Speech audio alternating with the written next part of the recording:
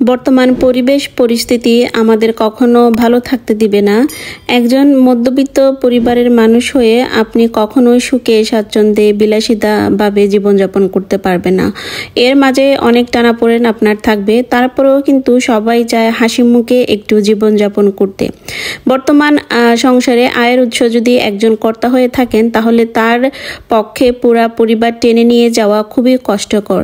কিন্তু আমরা মেয়েরা চাইলে কিন্তু একটু স্বাচ্ছন্দ্য বোধ করে চলতে পারি, বা একটু টিপস বা ট্রিক্স খাটিয়ে আমরা সংসারটাকে সফলতার উচ্চ শিরে নিয়ে যেতে পারি। আসসালামু আলাইকুম, সবাই কেমন আছেন? আশা করছি সবাই ভালো আছেন। নতুন দিনে নতুন একটা ব্লগ ভিডিও নিয়ে আপনাদের সামনে হাজির হয়ে গেলাম। ব্লগ ভিডিও শুরুতে আমি যে কথাটি বলেছি, সেই কথাটির অর্থ অনেকেই হয়তো বুঝেছেন, আবার অনেকেই হয়তো বুঝেন নাই। যারা বুঝেন নাই তারা হয়তো ভিডিওতে বলা কথা যদি আবার শুনেন তাহলে হয়তো বা বুঝে নেবেন। তবে সবাইকে অনুরোধ করব, কেউ ভিডিওটা স্কিপ করবেন না। আপনার সংসারের উৎস যদি একজন কর্তা হয়ে থাকেন আর সংসারে যদি অনেক মানুষজন হয়ে থাকে, তাহলে সেই সংসারে চলাফেরা করা খুবই কষ্টকর। আর সবাই যদি স্টুডেন্ট থাকে তাহলে তো আরও বেশি কষ্টকর অবস্থা। কিন্তু আমরা গৃহিণীরা চাইলে একটু বুদ্ধি খাটিয়ে কিন্তু সংসারে সফলতা আনতে পারি। আপনি যদি প্রত্যেক মাসের 1 তারিখে 1 টাকা বাঁচান, 2 তারিখে যদি 2 টাকা বাঁচান, 3 তারিখে যদি 3 টাকা বাঁচান, তাহলে এরকম করে 30 তারিখে 30 টাকা, আর যদি 31 তারিখ হয় বা 31 মাস হয় তাহলে 31 টাকা বাঁচাবেন। এবং আপনি হিসাব করেন আপনার 12 মাসে কত টাকা হয় বা বছরে আপনার কত টাকা হয়। আমি এখানে 1 টাকা ধরেছি, চাইলে আপনারা 1 টাকা থেকে 2 টাকা, 3 টাকা বা 4 টাকা, 5 টাকাও ধরতে পারেন। কিন্তু এটা 1 টাকা ধরেছি আমি সর্বনিম্ন টাকা হিসেবে।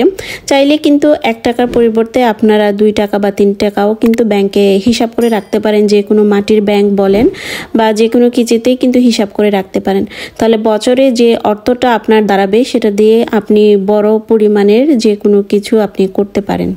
আরেকটা টিপস আমি আপনাদের শিখিয়ে দিই, সেটা হচ্ছে আমরা যখন ভাতের চালটা নিব হাঁড়িতে, তখন 1 মুঠ পরিমাণ চাল যে কোনো কিছুতেই আমরা আলাদা করে রেখে দিব। সেটা হতে পারে টিনের কৌটো বা প্লাস্টিকের কৌটো।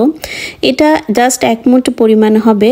আমরা প্রত্যেক দিন যে ব্যবহার করা যতটুকু লাগে চাল আমাদের, তার থেকে 1 মুঠ পরিমাণ চাল নিয়ে আমরা আলাদা কোনো বক্সে বা প্লাস্টিকের বোতলে রেখে দিব। তাহলে মাসের শেষে যে চালটুকু হবে, ওই চাল দিয়ে আমরা আমাদের বিপদের সময় সংসারটাকে টেনে নিয়ে যেতে পারবো। অনেক সময় দেখা যায় চালের বস্তার দামটা একটু বেশি থাকে, বা বেতন হচ্ছে না, বা সংসারে একটু টানাটানি থাকে, কিন্তু পেট তো আর সেটা মানবে না। তাহলে ওই যে অবশিষ্ট যেটুকু চাল আমি জমা করেছিলাম, সেটা থেকেও কিন্তু আমার পরিবার মোটামুটি ভালো পরিমাণে কিন্তু চলে যেতে পারবে। আরেকটা কথা বলি, যে মাসের শুরুতে টাকা পেয়ে সব বাজার কিন্তু করে টাকাটা শেষ করে দিবেন না, তাতে বিপদ হতে পারে।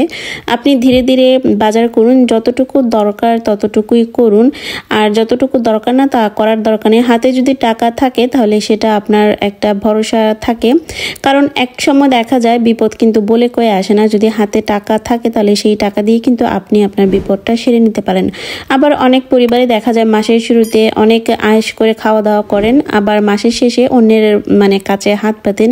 এই বিষয়টা কিন্তু খুবই লজ্জাকর অবস্থা।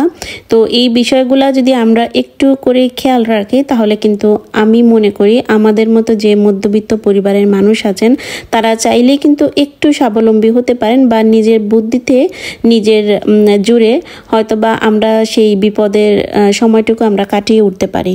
আমরা গৃহিণীরা চাইলে খাওয়া দাওয়ায় কিন্তু একটু পরিবর্তন করতে পারি। সবসময় যে ভালো খাবার খেতে হবে এমন কিন্তু কোনো কথা নেই। এখন হয়তোবা ভালো খাবারের কথা বলতে অনেকেই হয়তোবা একটু কুচকাবেন, যে ভালো খাবার বলতে গেলে তো মাছ মাংস এগুলাই। হ্যাঁ, এগুলাও খাবো, তবে একটু নিয়ম করে, একটু পরিমাণ অনুসারে। আজকে যদি আমি মাছ খাই তাহলে কালকে আমি সাধারণ সবজি বা ডাল এগুলা খাবো, বা পরের দিন আমি খেলাম মাছ, বা পরের দিন ডাল ভর্তা। এভাবে করে যদি পুরো সপ্তাহটা আমি আমার মতো করে চালাই, একজন গৃহিণী যদি তার নিজের অনুসারে করে চালান, তাহলে হয়তো বা মাসের শেষে বা মাসের মাঝখানে এত সমস্যায় পড়তে হবে না। যে বাসায় বাচ্চা থাকে তাদের কিন্তু আলাদা করে একটা বিকালে নাস্তা করে দিতে হয়। তাই এই ক্ষেত্রে আমি গৃহিণীদের বলবো যে বাচ্চাদের নাস্তার ক্ষেত্রে একটু খেয়াল দেওয়া দরকার। তাদের তৈলাক্ত জিনিস থেকে একটু দূরে রাখবেন, যেহেতু তৈলাক্ত জিনিস খাবার শরীরের জন্য ভালো না, আর তেলের পরিমাণটা বা দামটাও কিন্তু অনেক বেশি। তাই এমন নাস্তা আপনি তাদের তৈরি করে দিবেন যে নাস্তায় তেলের ব্যবহারটা কম লাগে বা লাগেই না তেলের ব্যবহারটা। আপনি চিন্তা করে হয়তোবা খুঁজে বের করবেন যে নাস্তাটা দিলে আপনার বাচ্চার জন্য উপকারী হবে বা তার পেট ভরাও থাকবে। এমন নাস্তা চিন্তা করে আপনি রেডি করে বাচ্চাদের দিবেন, কারণ বাচ্চাদের পড়াশোনার ক্ষেত্রে খিদাটা একটু বেশি লাগে। অনেক রাত জেগে যদি পড়াশোনা করে তাহলে অনেক খাবারের দরকার হয় বা খিদাটাও কিন্তু একটু বেশি লাগে। আমি মনে করি একজন গৃহিণী যদি সচেতন হয়ে থাকেন বা তার বুদ্ধি দিয়ে যদি তার সংসারটাকে গুছিয়ে রাখেন, তাহলে সেই সংসারটা অনেক উঁচুতে গিয়ে পৌঁছায়। একজন গৃহিণীর পক্ষেই কিন্তু সম্ভব তার সংসারটাকে টেনে নিয়ে অনেক উপরে ওঠা। আমি সেই জিনিসটাই মনে করি, কারণ আমার মাকে দেখেছি কিভাবে সংসারের হাল ধরেছেন, কিভাবে অনেক উঁচুতে নিয়ে গেছেন তার সংসারটাকে। চাইলে কিন্তু আপনিও পারেন আপনার সংসারটাকে অনেক উঁচুতে নিয়ে যাওয়া। আপনার বুদ্ধি দিয়ে, আপনার কর্মদক্ষতা দেখিয়ে আপনার সংসারটাকে অনেক উঁচুতে নিয়ে যাওয়া কিন্তু আপনার একান্তই ব্যক্তিগত দায়িত্ব। তাই আমি মনে করব চাইলে কিন্তু একজন নারী অনেক উঁচুতে তার সংসারটাকে নিয়ে যেতে পারেন। তো আজকের ভিডিওটা কেমন লাগলো অবশ্যই কিন্তু আমাকে কমেন্টে জানাবেন। ভিডিওটা যদি ভালো লাগে তাহলে অবশ্যই লাইক কমেন্ট করবেন। চ্যানেলে নতুন হয়ে থাকলে চ্যানেলটা সাবস্ক্রাইব করবেন, পাশে থাকা বেল বাটনটা বাজিয়ে দিবেন পরবর্তী নোটিফিকেশন পাওয়ার জন্য। আর আপনাদের যদি কিছু জানার থাকে অবশ্যই কিন্তু কমেন্ট বক্সে কমেন্ট করতে পারেন, আমি কমেন্টে আপনাদের উত্তর দিয়ে দিব। আর নতুন যারা বন্ধু করবেন তাদেরকে রিকোয়েস্ট করে বলতেছি অবশ্যই কিন্তু আপনারা কমিউনিটিতে লেটার দিয়ে যাবেন, তাহলে কিন্তু আমি ব্যাগ দিতে আমার সুবিধা হবে। তো সবাই ভালো থাকুন, সুস্থ থাকুন।